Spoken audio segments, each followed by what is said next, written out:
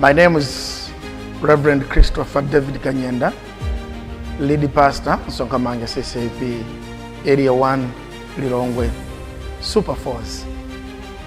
You are welcome to Sonkamanga CCP, and I encourage you to be liking and subscribing our page.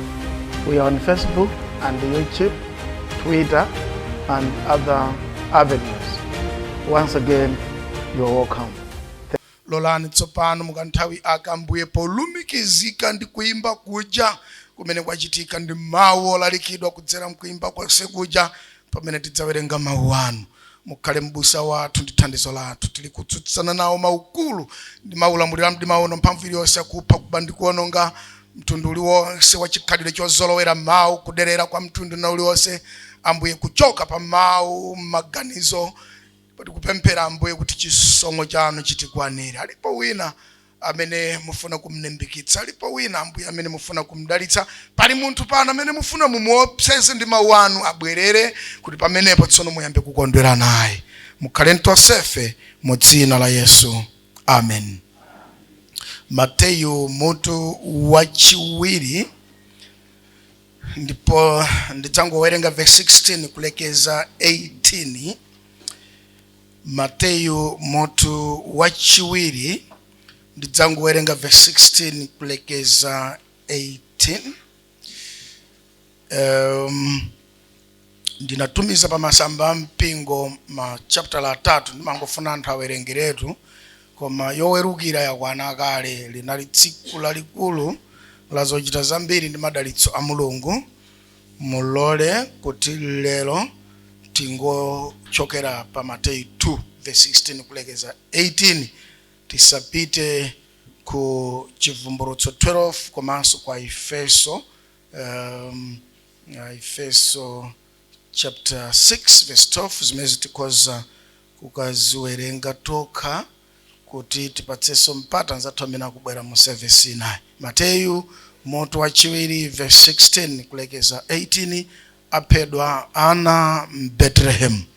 Pamenepo Herode poona kuti anampusitsa nzeruwo, anapsa mtima ndithu, natumiza ena kakaona ngati ana tonse ta m'Bethlehem. Mumkwiyo mulibe chilungamo cha Mulungu. Auze nanzono kuti mumkwiyo mulibe chilungamo cha Mulungu. Ndipo kukwiya kulikonse nkhata kuyamikirana anzanu kuti mwachita bwino mwakhaulitsa, munaonetsera tsinya, anadziwa iwaje kuti niyo ndi mdani wawo. Kukwiya sikuchita chifuniro cha Mulungu. Angokupusitsana anzanu akamakwamikirani zimenezo. Mumkwiyo mulibe chabwino chimene mukhoza chita. Pamenepo Herode poona kuti anampusitsa nzeruwo, anapsa mtima ndithu. Pakupsa mtimako natumiza ena kukaona ngati ana tonse ta m'Bethlehem. Nditamiraga yake yonse takufikira zaka ziwiri nditati ng'ono tonse monga mwa nthawi imeneyo iye anafusitsa kwa nzeru. Pomwepo chinachitidwa chonenedwa ndi Yeremiya mneneri kuti mawu amveka mlama, maliro ndi kuchema kwambiri, poti Rakele walira ana ake. Rakele walira ana ake. Osafuna kusangalatsidwa. Akuti chifukwa palibe iwo, chifukwa tukudali kubula mwana aliyense wang'ono kupha. Akati Rakele walira ana ake. Rakele ndi mkazi wa ndani pacha? Ndi mkazi wa ndani Rakele? Mkazi wa Yakobo. Adabereka ndani? Esau ndi ndani? Adabereka ndani? Ana 12. Rubeni mpaka na Benjamin. Kuchokera kumafuko amenewa ana 12. Rubeni kumalizira Benjamin. Pajama kwa sana wa mzimayi sama mwerengera ndiye mukudziwa za Dina amene ndi mnongo wawo. Tsono akamati Rakele walira ana ake, akunena mafuko 12 a Israeli amene adakhudzidwa pakuphedwa kwati ana ku Bethlehem. Kuti mafuko 12 osewa adakhudzidwa, ndipo Rakele chidamkhudza chifukwa wana wake adaphedwa moteromo. Ana ake adaphedwa moteromo. Ndipo ndinatela kuti mutu wa masiku amenewa pamene tikungoyera maziko anyengo yaikulu yotere kungopatsana chithunzithunzi ndina wotchula kuti nkhondo kuseri kwa Krismasi. Nkhondo kuseri kwa Christmas. The war story behind the event of Christmas. The war story behind the event of Christmas. Ndipo ndinanena kuti monga bondo lilumikizitsa mwendo ndi nchafu. Monga bondo lilumikizitsa mwendo ndi nchafu. Chomwecho Christmas amalumikizitsa kale lathu ndi tsogolo lathu. Christmas yali ntanthauzo lalikulu. Amalumikiza kale lathu ndi tsogolo lathu. Christmas nchotikumbutsa kumene tuluchokera. Ndipo Christmas ndichotilimbikitsa chifukwa cha tsogolo limene tili nalo, chifukwa cha kubwera kwa Mbuye wathu Yesu Kristo. Mwambo wa Christmas umatithandiza kuzindikira kuti chidachitika nchiyani kuti ife tifike pano. Mwambo wa Christmas umatithandiza kuzindikira kuti chidachitika nchiyani kuti ife tifike pano. Ndipo moyo wake, ifa yake ndi kuuka kwake kwa akufa, Emmanuel wagonjetsa mdani wathu. Emmanuel wagonjetsa mdani wathu. Moyo wake, ifa yake, kuuka kwake kwa akufa, Emmanuel wagonjetsa mdani wathu. Ndipo ndi mzimu wake watipatsa ife chilolezo chakugawana naye kupambana kwake. Ndipo moyo wake wa Mbuye Yesu, ifa yake ndi kuuka kwake kwa akufa, kwatipatsa ifeyo chilolezo, kutipatsa chilolezo kuti nafenso tikhoza kukondwera, kuchitupatsidwa chilolezo so that we can share in his victory, kuti tikhoza ifeso kugawana naye kupambana kumene yadapambana. Dzana ndinapita kumunda, ndi ufupi kumunda kwathuko kuli chistolo chachikulu cha makampani akuluakulu. So kunayima chigalimoto chachitali chachikulu, ndi anali kutsitsa mowa koma osati wamasewera, koma kumatsitsidwa mowa osati pang'ono ayi, kukonzekera anthu amene they are not invited, alibe chilolezo cha Christmas, naonse adalowa nawo. Kulowa nawo ndi machita nawo celebration yomweyo, koma opanda chani, opanda chilolezo chake, opanda chilolezo chake. Nyengo imene tikulowayi, nyengo imene anthu ambiri, nyengo yotenga matenda, nyengo yotenga ndalama za fizi ukamwera mowa, nyengo mpaka na banja kutha, kuyambana, koma kusautsana, koma kuzunzana, koma mpaka na wina umanena kuti zakujeza pa Christmas chifukwa sidaperewera zimenezi, mpaka na ine ndamba ndapita kumudzi, mukadzazikonza mudzanduza, mpaka na wina uzimitsa phone. Nyengo tubwera uzimitsa phone, atine ngamuimbire, ngamulowe, ngamfunse kuti zulutani lero pa 25 December, mpaka uzimitsa phone. Mpaka na wina meditation, mpaka nuchita meditate pa mpunga, meditation ya pa mpunga, mpaka nuchita uperekera mtima kuti mtima wanga ndipereka, koma kudzipereka mauyena ananena kuti kudzipepesa pa muyeso waukulu woposa mulingo umene ife tidalolezedwa nawo wakukondwerera nyengo imeneyi. Koma ayi ndithu nkhani yayikulu mu nyengo imeneyi ndi moyo wa Mbuye Yesu, ifa yake ndi kuuka kwake kwa akufa. Zimenezi zatipatsa ife chilolezo kuti tigawane naye kupambana kwake. So sikupambana kwathu ndi kupambana kwake, ndipo iye adatigawira kupambana kwakeko kuti ifeso tikondwere naye. Ameni. So sikupambana kwathu koma kupambana kwake, chifukwa nkhondoyo inali yake, ndipo ife ali kutitana kuti tikondwere nawo mukupambana kwa Mbuye Yesu. Kuli ngati upita kuyiwati ya mzanuyo wavala bwinobwino, auchituguguluza vero ablaido pate yake, koma auchituguguluza vero iwe weka nkubwera utavula pachikwatipo, anthu onse maso yo asisi mwatanaitana inu mwatanu kangati chikwati chonse chili m'manja mwanu, zimachitika m'makwatimo. Kungopese iwowo basi ndi amene avula chikwati chonsecho. Iwo kawo ndi amene avula uchitu uchalira uchito kwati chikwati chinali chanu, mwachitu uvula nzanu mwini wake wa ukwati ndiyo mwamuona achitu kuguluza vero, ablaido pate yake ndi amene mwaona achitu uoneka bwino, makolo ake ndi amene mwaona, achibanja achibale ake ndi amene mwaona, inu mwatulukira kuti.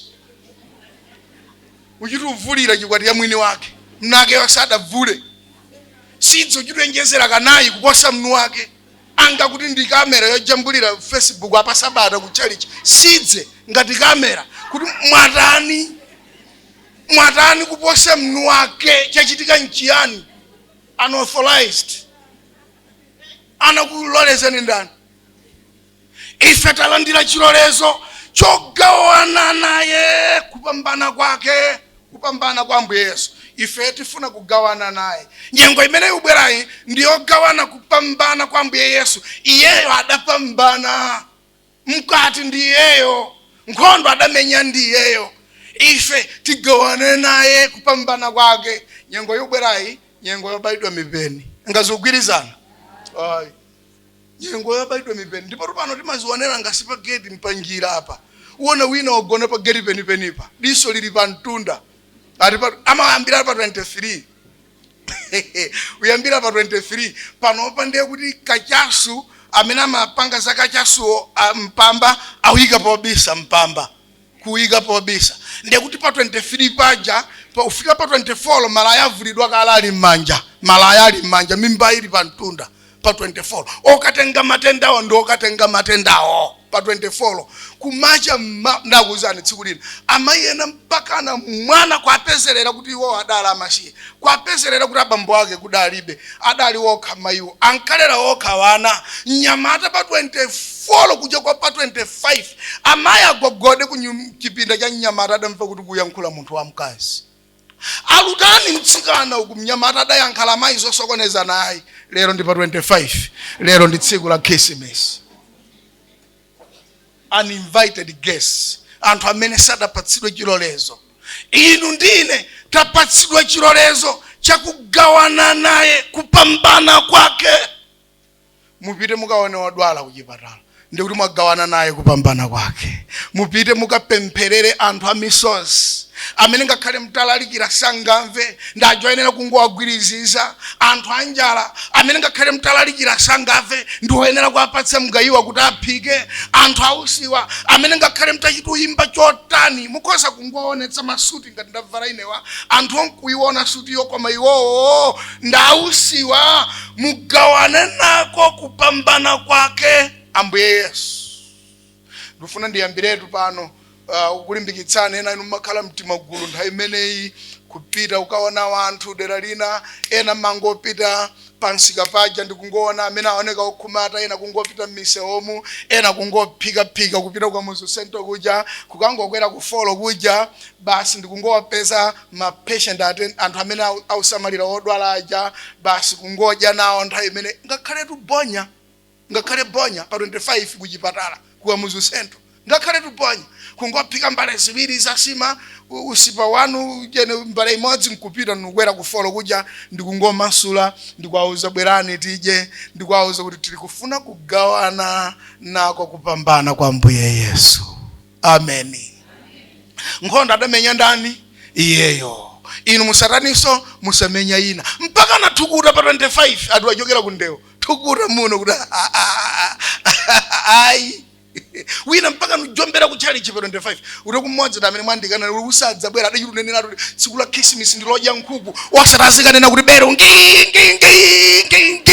pa Christmas sipopita ku chalichi wina nda amene mwandikana naye mumuchite cheki bwino ngati mdzamuone pa 25 ama ikonda 25 December mpaka na ku chalichi osabwera atafuna achitise 25 December kuti musaponyetse auza nanzono kuti musaponyetse auze nanzono kuti musaponyane nazo so chaka ndi chaka anthu ambiri amaponyana nayo Christmas ngati mene adaponyererana nayo Herode kuponyana nayo Christmas kuponyana nacho chikondwerero chachikulu koma ine ndikudziwa kuti uku kungoyamba kwa nyengo imeneyi mwaichi ndimangofuna ndithamange pa phunziro limodzi la pamenepa pa Mateyu 2:16 kulekeza 18 ndimafuna ndiyankhuleze za unchecked anger and unlawful power. Unchecked anger and unlawful power. Mkwiyo opanda kufufuza bwino kuti ndi uchitira pandani. Mkwiyo osafufuzidwa, unchecked anger. Anzeru akummawa akuti kwa Herode, ndi mtima bwino tiuzeni adabadwira kuti kamwanako tifuna ife tipite kukapembedza. Nati Herode naye, mukapita mundiuze kuti kalipoti nanenso ndifuna kukampembedza. Nzedi ngati safuna kukampembedza. Akuti koma musaiwale chifukwa ndi nkhondo pacha ili kuseri kwa Krismasi. Ndiye tsopano kumwamba kudamnong'oneza Yosefe ndi Maria kwanong'oneza anzeru akummawa kuti muselekeze kupitaso kwa Herode. Ndanthu amene lisechi sajita, ndanthu amene kafukufuku sajita. Mkwiyo amanguponya pali yese. Mudzango kuyandapo ngozi yanu, mudzakakumana ku komiti ya ukwati, mwana wanu atatengana ndi mwana wawo amene mukwachitira tsinya tetetetewa. Mukakumana ku komiti ya ukwati. Muzuona kwa uponya mkwiyo. Ndiye tsopano kuti adapsa mtima Herode, kupsa mtima chifukwa kuti adampusitsa anzeru akummawa.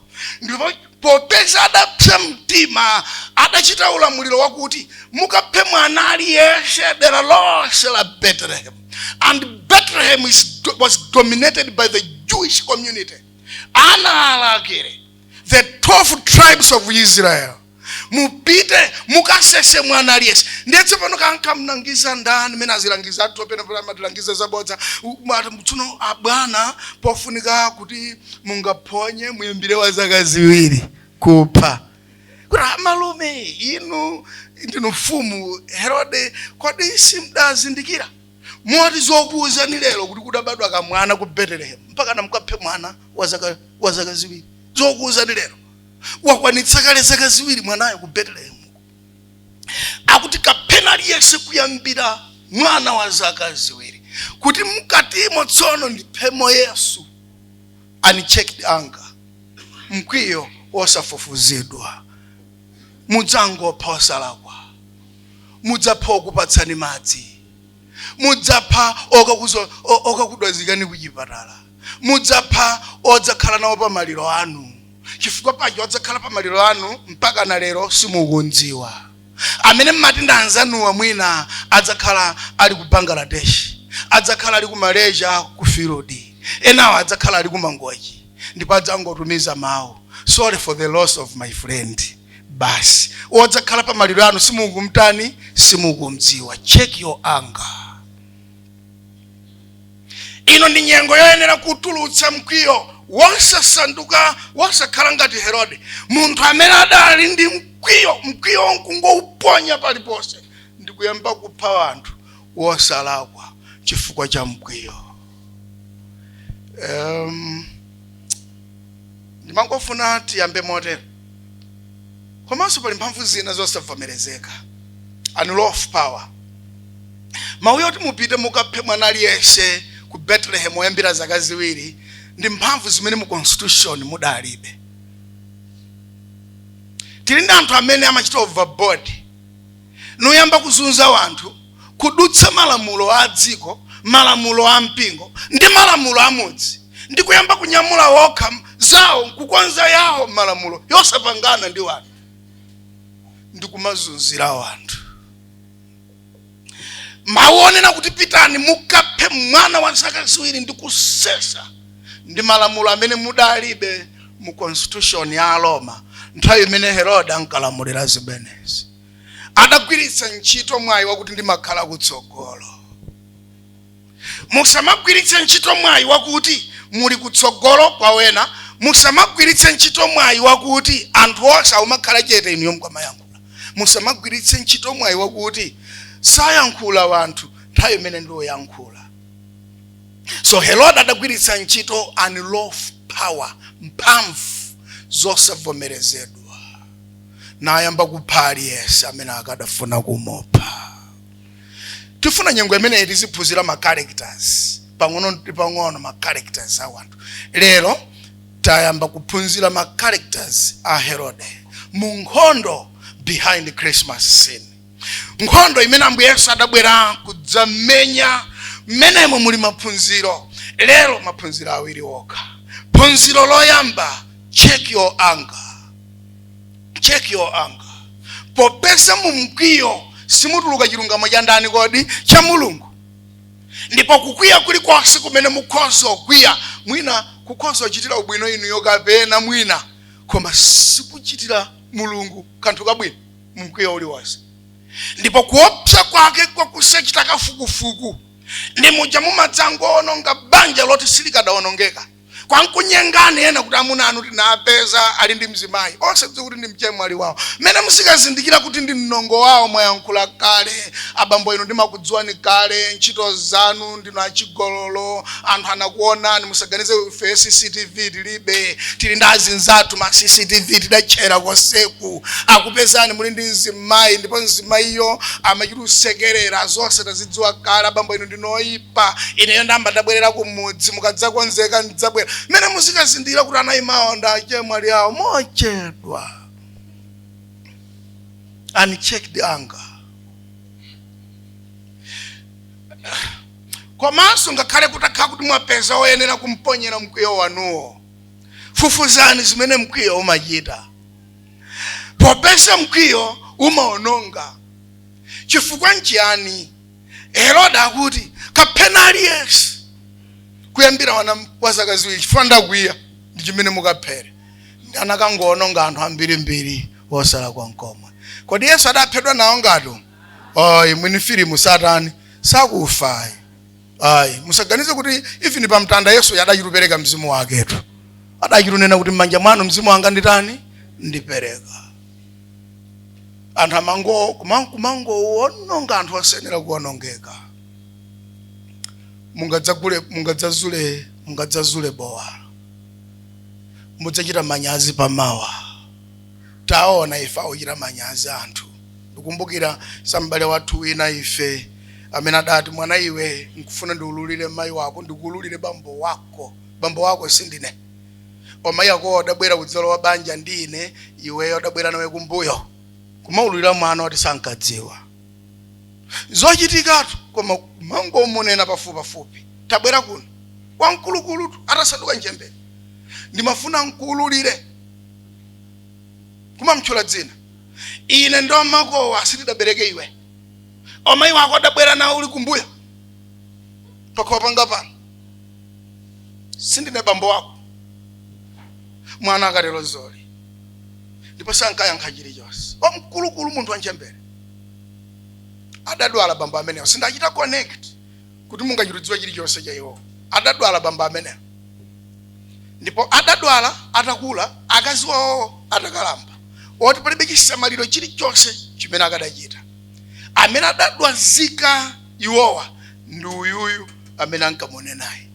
Kuti udabwera uli kumbuyo pano. Bambo wako sine. Koma nde matenda wanda adakhalitsa pachika kwana litsiro sikata. Mpaka na jaganka. Kumapeto amataka ati ng'anamu. Kunchula dzina. Undikhululukire mwana iwe. Akatero ng'anamu kunchula dzina. Ndinkankhulu ipa. Ng'anamu kumchula dzina. Ulipo mwepa. Kuntumikira chotere, kunthandiza chotere. Alai pepani abambo. Pepani. Musalire, musatero, alukavundula phala udzapereka. Muzisamala nawo mkwiyo wanu. Mawa silidziwika. Musamathe zonse lero. Mungadzachite manyazi. Adachita Herodechi iniyo musamachita. Komanso musamagwiritse ntchito mphamvu zimene mmalamulo mulibe. Numango ochita displace aliyesa amene mukufuna ndi kuzuza aliyesa amene mufuna kunzuza. Mulungu akadza kukumbukirani na kupatsani ulamuliro. Musadzagwiritse ntchito mphamvuzo kuthana ndi aliyese amene mumaona kuti ndi mdani wanu. Ana anu akakumana kuchango. Ana anu akakumana ku mast. Mudzachita manyazi. Mwanzuzayo wana wake pakuzunzidwa adzakhala mwamuna wa mwana wanu koma opanda chilichonse. mudazunza bambo wake ndipo yadasowa mtengo okwira. Malawi is a very small country, very very small. Ineyo mphunzitsi wanga ankanena zimenezi wa English ankati ana ino Malawi ngwang'ono kwambiri. Mmene muchitira hando mzanu lero mama wali mzakumana khona ili kakhalani bwinobwino ndi azinzanu. Ena inu mukhancha chimuno anga olungama koma kwankuti mupite kunjaku mtima ulamuliro timene muli nato, mtima udindo timene muli nato kumangophawosa ku Bethlehem kuyambira mwana wa zaka ziwiri aliyense kumpweteka kugwiritsa ntchito malamulo amene mu constitution mulibe. Mawa zidzakupezani zinthuzi sizidziwika. So lero ndimangofuna tingophunzira makhalidwe awiri a Herode kuseri kwa Christmas kumene kuli nkhondo koma chotuluka nacho ife muno ndi chikondwerero chachikulu kuti Ambuye Yesu pakudutsa mu nkhondo zimenezi musayiwale nthawi imene ali kufa wanthu ku Bethlehem pamenepo nkuti kamwanaka ali kuthawira nako ku Igupto.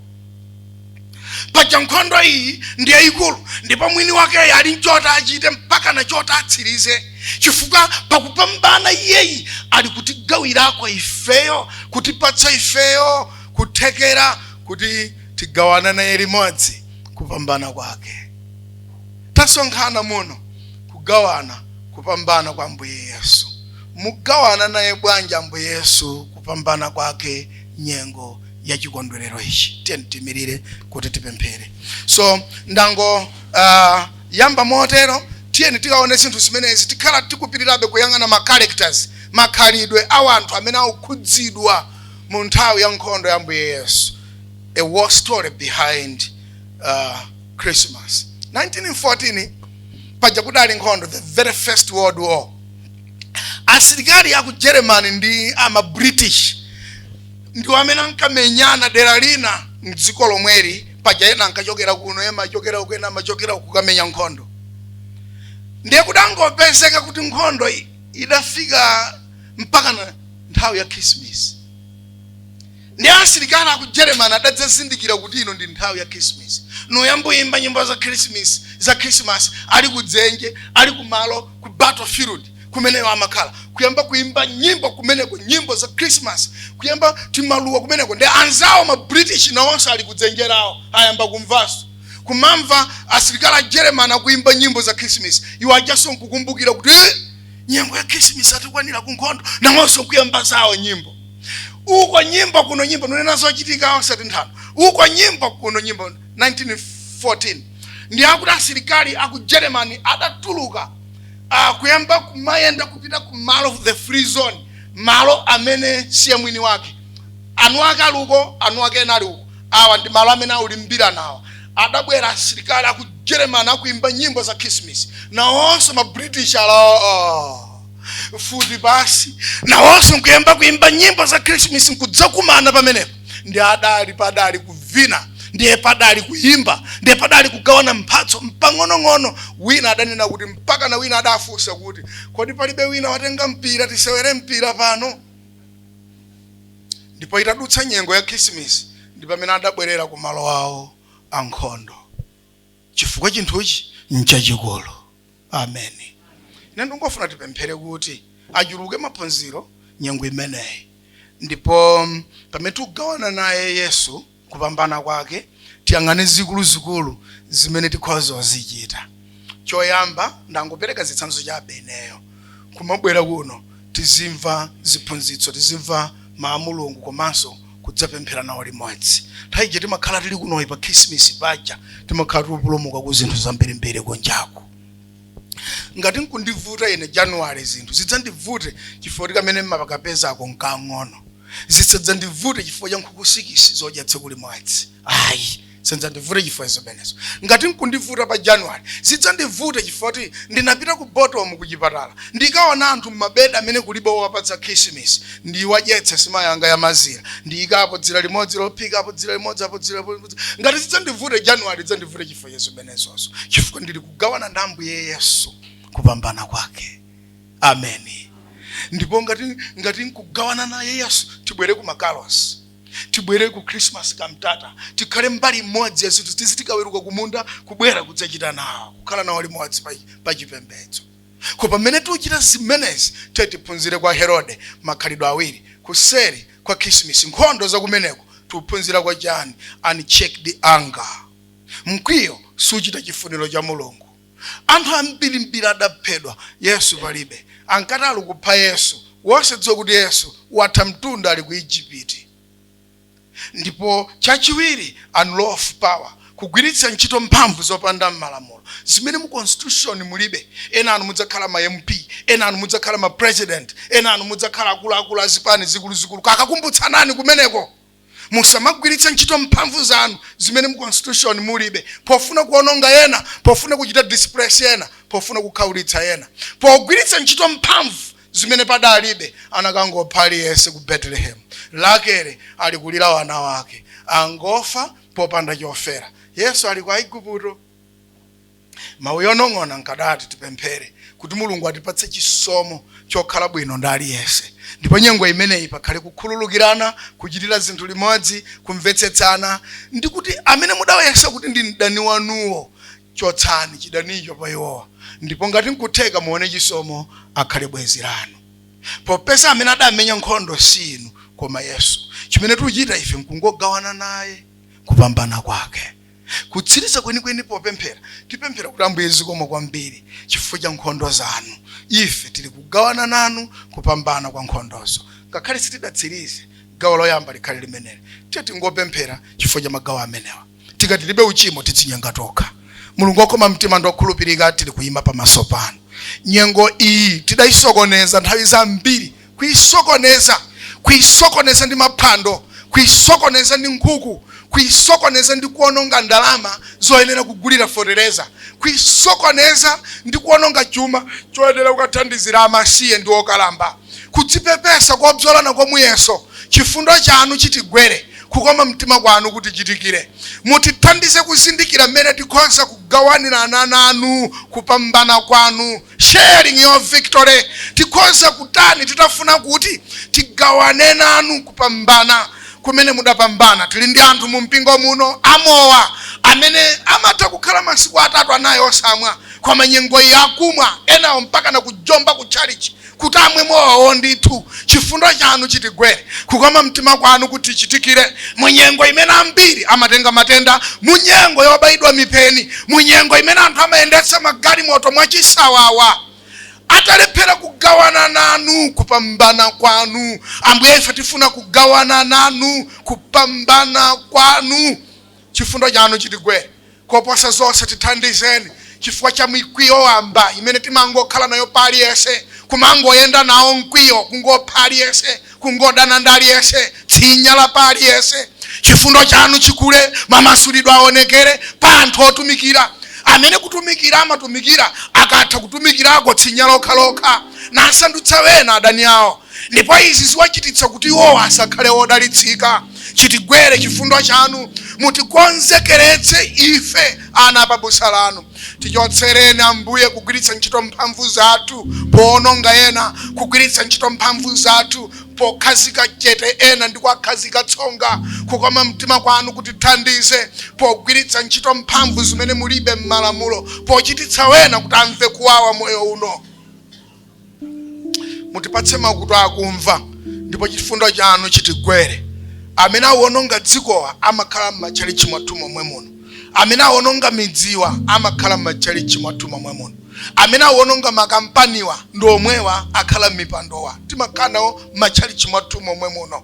Akatuluka muno mkwiyo umangoponya pali yese, kungopha anthu aku Bethlehem ambirimbiri tiana tosalakwa. Yesu ali ku Igupto. Chifundo chanu chitigwere, tipatseni moyo watsopano.